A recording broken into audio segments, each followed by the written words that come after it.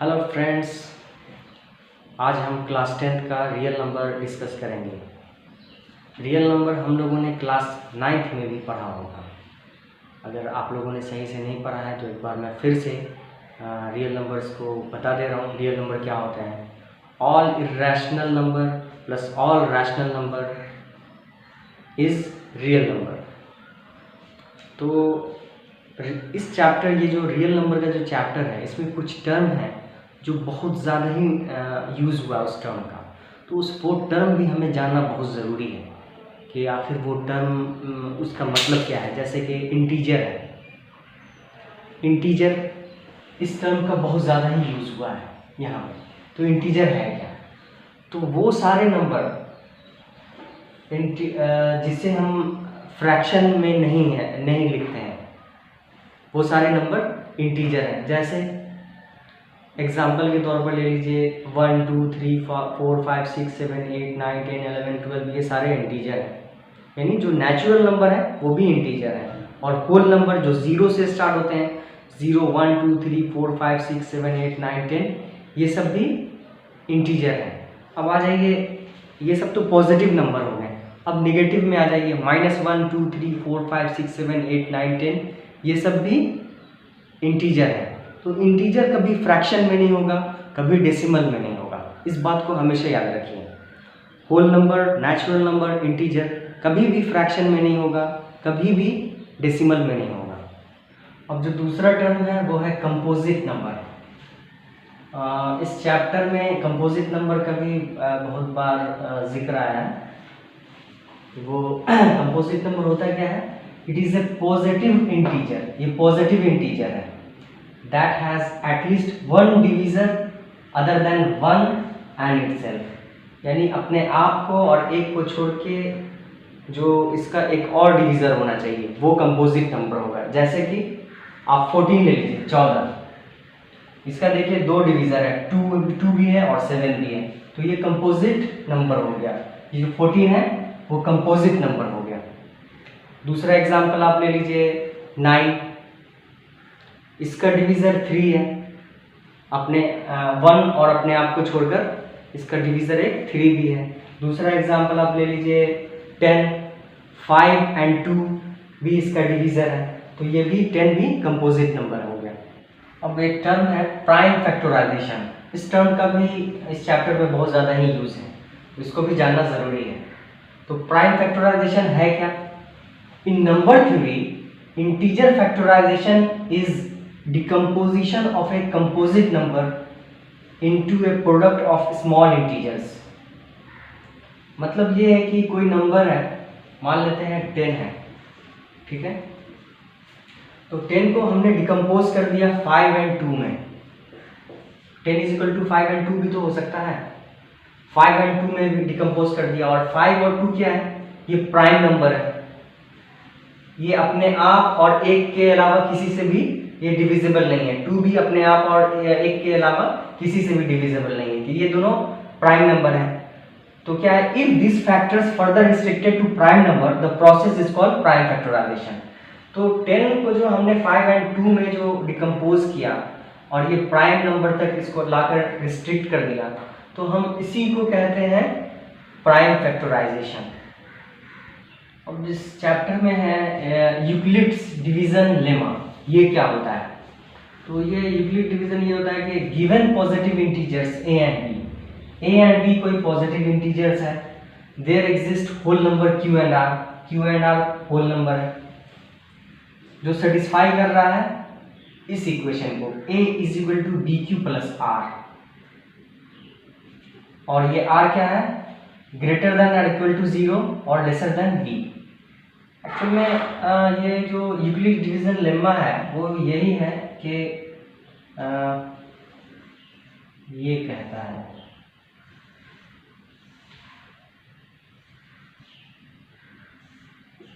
ये यहाँ हम a को डिवाइड करते हैं b से, ठीक है, ये क्वोशिएंट आ जाता है और ये रिमाइंडर आता है।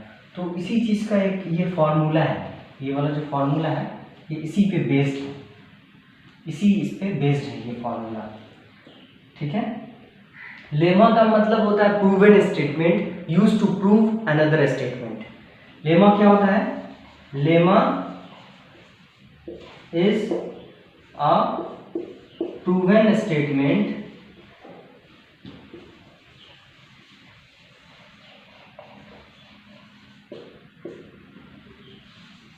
used to prove another statement।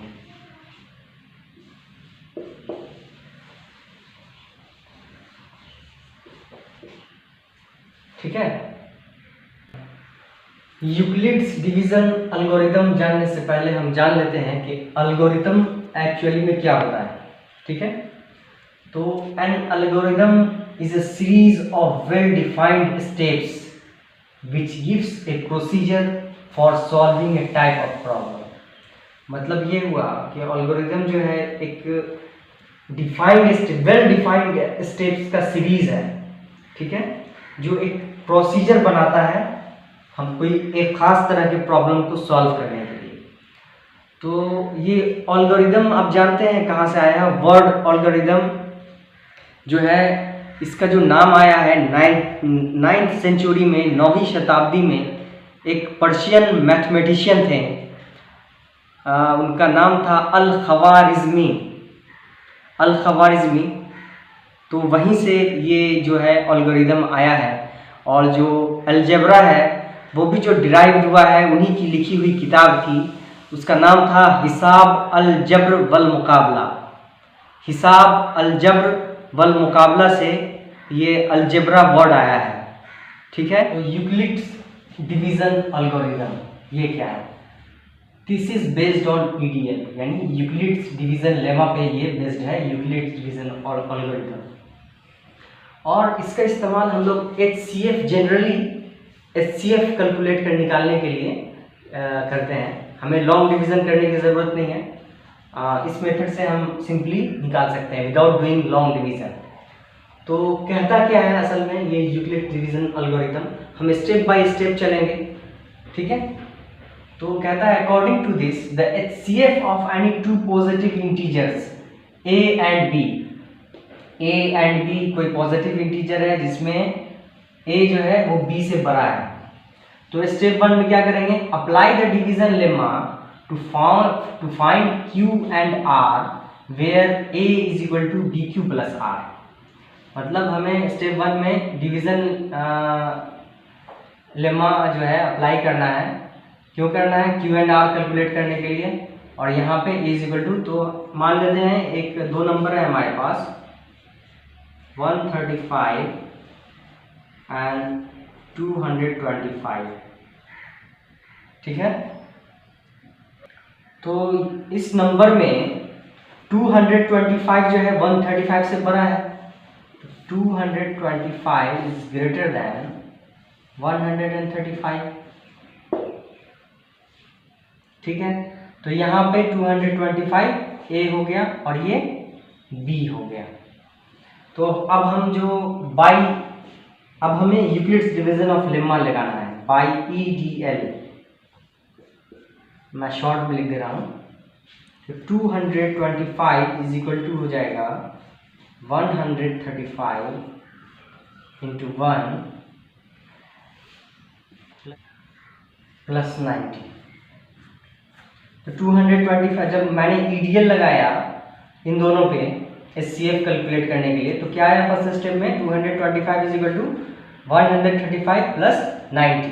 ये रिमाइंडर है, ये 1 हो गया क्वोशिएंट, ये हो गया b, ये b हो गया, ये q हो गया, ये r हो गया, ये a हो गया। अब यहाँ पे r क्या है?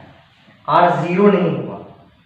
ठीक है, r की वैल्यू आ रही है 90। तब हम फिर स्टेप 2 पे जाएंगे। अब स्टेप 2 क्या कहता है? यूक्लिड्स डिवीजन ऑफ एल्गोरिथम का स्टेप 2 क्या कहता है? स्टेप 2 कहता है if r is equal to 0 the HCF is b।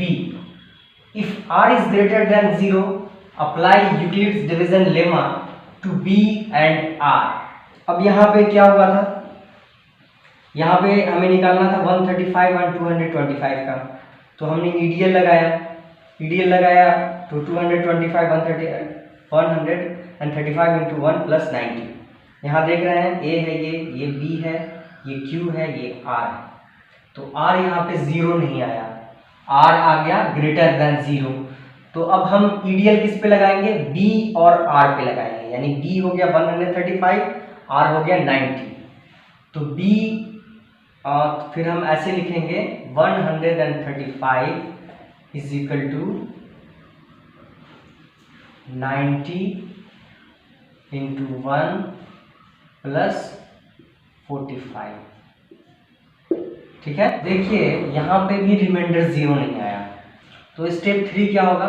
Continue the process till the remainder is 0। अब इस प्रोसेस को हमें फिर से कंटिन्यू करना है जब तक के रिमाइंडर 0 ना आ जाए। तो फिर से हम करते हैं। अब होगा 90 is equal to 45 into 2 plus 0। अब रिमाइंडर 0 आ गया। तो क्या हो गया? The divisor at this stage will be the HCF of A and B is equal to HCF of B and R। तो डिवीजर जो है वो ये है डिवीजर। EDL में जो है, EDL का जो फॉर्मूला है A is equal to BQ plus R। तो इसमें ये जो डिवीजर है वो ये है। मैंने पहले भी बताया था कि ये फार्मूला जो डिराइव हुआ है वो ऐसे हुआ है डिराइव। ये डिवीज़र है, ये क्वोशिएंट है, ये जो है रिमाइंडर है। तो यहीं से इस फार्मूला को लिया गया है। ठीक है, तो यहाँ पे रिमाइंडर 0 हो गया। तो HCF जो होगा हमारा, HCF 135 और 225 का जो HCF होगा वो 45 होगा। ठीक है, और ये 45 जो होगा, ये जो इसका भी HCF होगा, ये जो HCF 135 और 90 का भी ये HCF होगा।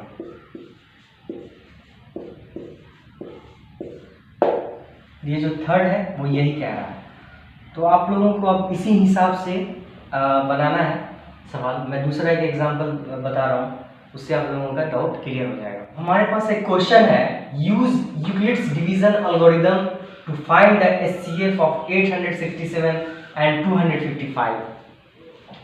मतलब यूक्लिड्स डिवीजन एल्गोरिथम से हमें बताना है HCF 867 एंड 255 का। तो इसे कैसे बनाएंगे?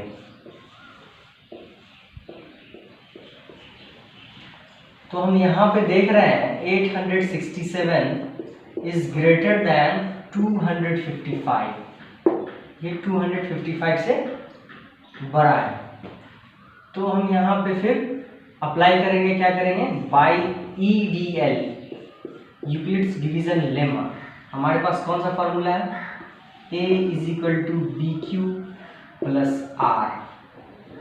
ठीक है, तो यहाँ पे हम A हो जाएगा 867, B हो जाएगा 255। इसको जब हम 3 प्लस 102, यहाँ पे आप देख लीजिए इस तरह से 867 255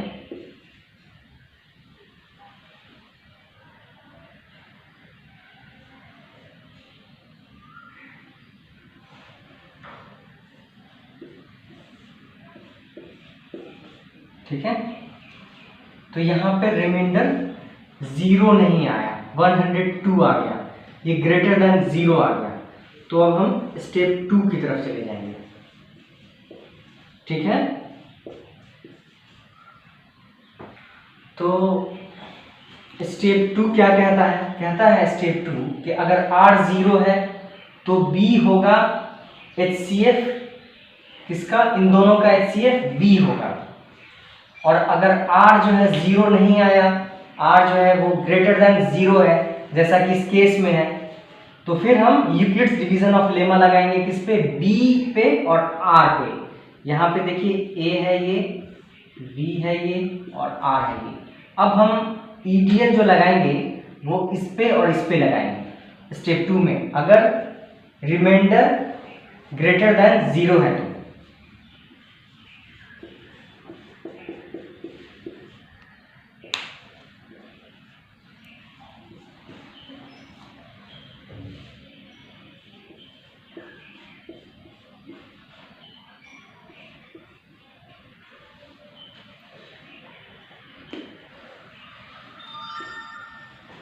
ये देख रहे हैं, ये इसको इस तरह से समझ लीजिए आप। ये 255 है,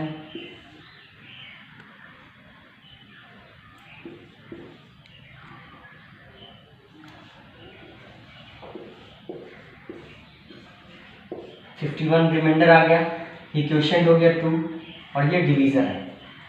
अब फिर जो है रिमाइंडर 0 नहीं आया, फिर आ गया ये जो रिमाइंडर है वो फिर ग्रेटर देन 0 है, तो फिर हम स्टेप 3 में भी ईडीएल लगाएंगे।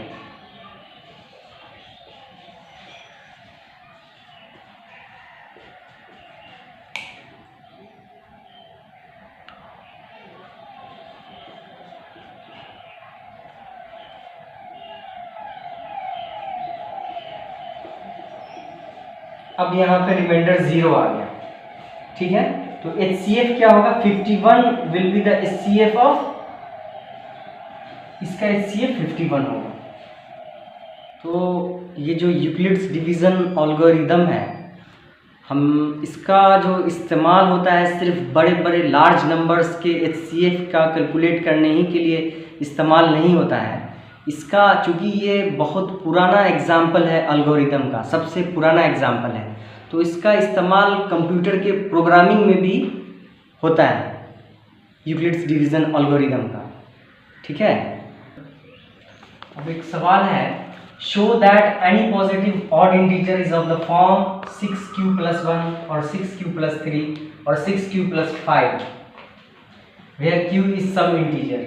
यानी हमें शो करना है कि जो पॉजिटिव इंटीजर है वो 6q + 1 के फॉर्म में या 6q + 3 के फॉर्म में या 6q + 5 के फॉर्म में अगर होंगे तो वो वही नंबर ऑड इंटीजर होंगे, ठीक है। इसको कैसे बनाएंगे, let A be any positive odd integer, ठीक है, एंड b = 6, b जो है वो 6 के बराबर है। तो हम इसमें जब ईडीएल लगाएंगे तो क्या आएगा, ईडीए लगाएंगे इसमें, यूक्लिड्स डिवीजन ऑफ एल्गोरिथम। क्या है मेरे पास, a = dq + r, where r जो है यहाँ पे, r जो है यहाँ पे क्या है, 0 से बड़ा है या बराबर है और b से छोटा है, और b की वैल्यू तो यहाँ पे 6 है, यहाँ पे ये 6 है b की वैल्यू, तो a = क्या हो जाएगा, 6q + r, तो r की वैल्यू यहाँ पे क्या क्या हो जाएगी, 0 हो जाएगी, 1 हो जाएगी, 2 हो जाएगी, 3 हो जाएगी, 4 हो जाएगी, 5 हो जाएगी। तो a = हो सकता है 6q + 0 और 6q + 1 और 6q + 2 और 6q + 3 और 6q + 4 और 6q + 5। r जो होगा वो हमेशा b से छोटा होगा और 0 के बराबर या उससे बड़ा होगा, तो इसीलिए क्या क्या हो जाएगी, 6q + 0, 6q + 1, 6q + 2, 6q + 3, 6q + 4, 6q + 5 हो जाएगी। देखिए ये जो हमने क्या माना है, पॉजिटिव ऑड इंटीजर माना था हमने, ठीक है। तो अगर ए पॉजिटिव ऑड इंटीजर है तो a can not be equal to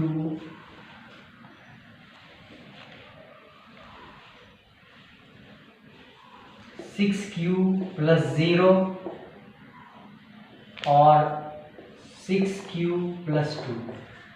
ये जो होगा वो 6q प्लस 0 और 6q प्लस 2 के बराबर नहीं होगा, क्योंकि इसकी वैल्यू इवन में आएगी। और जबकि हमने ए को क्या माना है, ए भी यानी पॉजिटिव ऑड इंटीजर, तो ए की वैल्यू किस में आएगी फिर, ये नहीं होगी ए की वैल्यू क्योंकि इवन में आएगी, और ये नहीं होगी ए की वैल्यू, ठीक है। तो बाकी ये और 6q प्लस 4 भी नहीं होगी, एंड 6q प्लस 4 भी नहीं होगी। तो a की वैल्यू फिर क्या होगी, a की वैल्यू होगी a is equal to 6q plus 1 और 6q प्लस 3 और 6q plus 5, hence proved।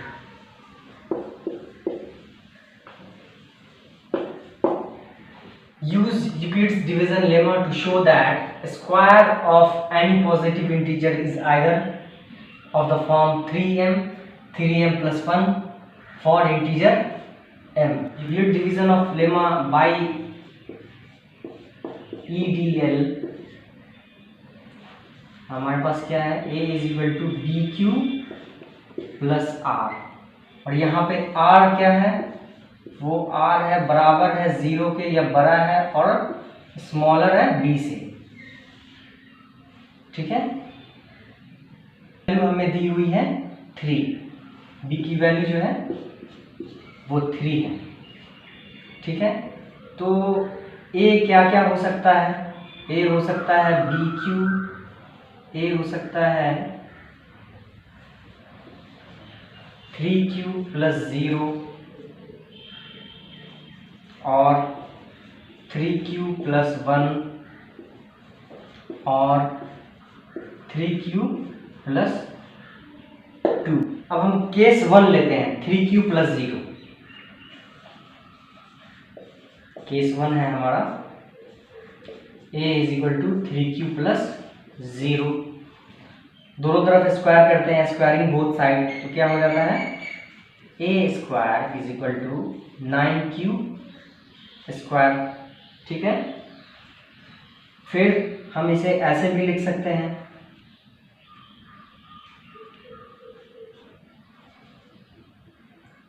Three into 3q square, ठीक है। फिर हम इसे ऐसे भी लिख सकते हैं 3m, where m is some integer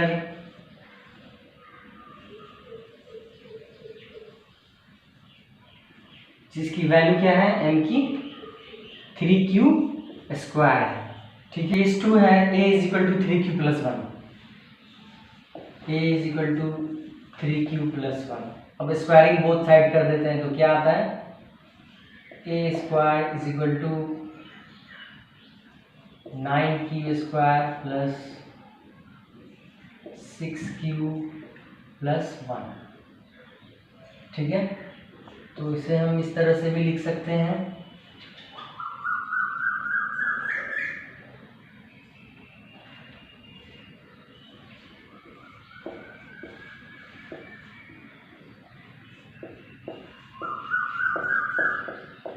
इस तरह से भी लिख सकते हैं। तो a square is equal to क्या आ जाएगा, ये 3q स्क्वायर को हम m मान लेते हैं, m, तो क्या आ गया 3m plus 1, where m is some integer जिसकी वैल्यू है 3q² प्लस 2q। ठीक है। अब केस 3 है। केस 3 में क्या हम लेते हैं, a is equal to 3q plus 2। ठीक है, बहुत सारे स्क्वायरिंग करते हैं तो क्या आएगा, 3q प्लस 2 का होल स्क्वायर। इसको हम इस तरह से भी लिख सकते हैं 9q² प्लस 12q प्लस 4। इसे हम फिर इस तरह से भी लिख सकते हैं, 3 कॉमन ले लिया, 3q² plus 4q plus 1 plus 1। ठीक है, तो ये इसको हम m मान लेते हैं, m। ठीक है, तो ये क्या हो जाएगा, 3m plus 1, where m is some integer. तो यहाँ जो हमारा क्वेश्चन था ये वाला सॉल्व हो गया। अब अगला क्वेश्चन है, use Euclid's division lemma to show that cube of any positive integer is of the form of 9m plus 1 9m plus 8। मतलब यूक्लिड डिवीजन ऑफ लेमा से हमें शो करना है कि कोई भी पॉजिटिव इंटीजर है वो 9m के फॉर्म में होता है, या 9m प्लस 1 के फॉर्म में होता है, या 9m प्लस 8 के फॉर्म में होता है। तो इसको बनाने का है, let a be any positive integer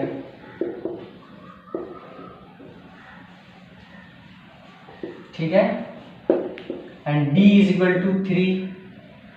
ठीक है, और q is greater than 0। तो r क्या होगा, r is greater than or equal to 0 और less than 3। 3 क्या है, b है। ठीक है, तो हमारे पास a की वैल्यू क्या क्या हो जाएगी, a is equal to 3q हो जाएगी, 3q प्लस 0। ठीक है, क्योंकि r जो हो गया वो r हो गया 0 1 2। ठीक है, तो a is equal to 3q plus 0, फिर या a is equal to 3q plus 1, या a is equal to 3q plus 2। तो केस 1 लेते हैं हम, पहला केस इसमें क्या है, a is equal to 3q। अब क्यूब बोथ साइड, तो क्या हो जाएगा, क्यूबिंग बोथ साइड कर देंगे तो ये हो जाएगा 27q। इसको हम ऐसे भी लिख सकते हैं 3 इंटू 9q क्यूब। तो इसको हम ऐसे भी लिख सकते हैं, सॉरी ये जो है 27 क्यूब को हम ऐसे भी लिख सकते हैं, ये इस तरह से लिख सकते हैं। ठीक है, तो 9m, इसे हम m मान लेते हैं, 3 क्यूब को m। तो ये 9m हो गया, where m is some integer.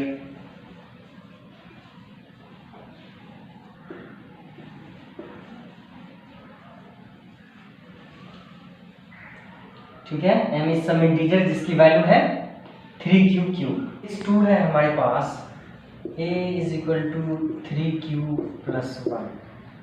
ठीक है, अब इसको क्यूब करते हैं बोथ साइड, a क्यूब, अब इसे करेंगे तो क्या आएगा, 3q प्लस 1 का whole cube.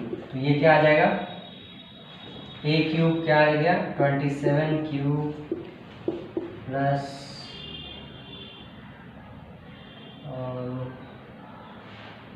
27q plus 27q square होगा 9q प्लस 1। ठीक है, तो इसको हम इस तरह से भी लिख सकते हैं, 3q plus 3q square plus q plus 1। अब हम इसको m मान लेते हैं। ठीक है, तो क्या हो जाएगा, 9m plus 1, where m is some integer. तो ये केस 2 हो गया। अब हम लेते हैं केस 3। केस 3 में क्या है, a is equal to 3q plus 2। ठीक है, बोथ साइड क्यूब करते हैं, 3q प्लस 2 का होल क्यूब। तो क्या आ जाएगा, 27q प्लस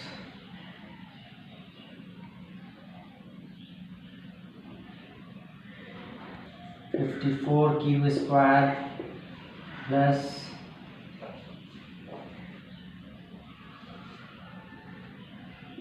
36q प्लस 4। तो इसको हम इस तरह से भी अरेंज कर सकते हैं, 3q plus 6q square plus 4q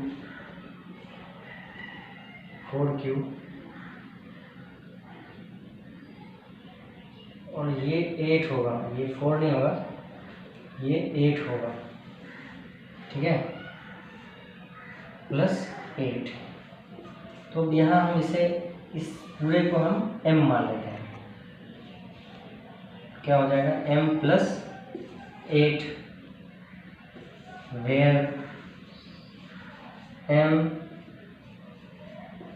is some integer. तो यहाँ हमने देख लिया कि अगर हम मान रहे हैं किसी a को, a भी यानी पॉजिटिव इंटीजर, तो इसका जो क्यूब रूट होता है वो 9m या 9m प्लस 1 या 9m प्लस 8 के ही फॉर्म में होता है। ये 9m प्लस 8 के फॉर्म में है।